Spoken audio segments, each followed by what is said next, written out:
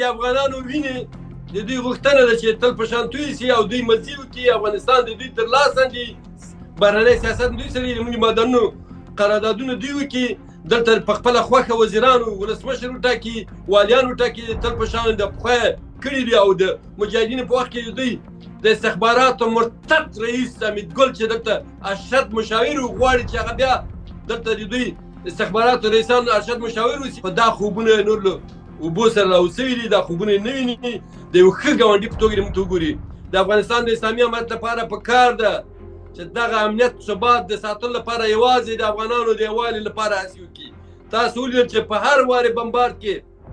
که په بهر کې دي که په داخل کې دي افغانان د خپل حکومت سره خپلو امنیتي ځواکونو سره ودرېدل په ټولو میډیاګانو کې ښه چې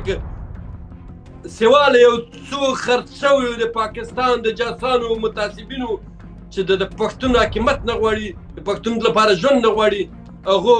د پاکستان طرفداري سره هغه چې کړی هغه ډېر کم خلک دي هغه خرڅ شوي دي هغه بیا د هېواد ته په درد هم نه خوري په دې خلکو ظلمونه کړي لاسونه یې په وینو سره دي هغه به هېڅکله زموږ وطنداران نه اوسېږي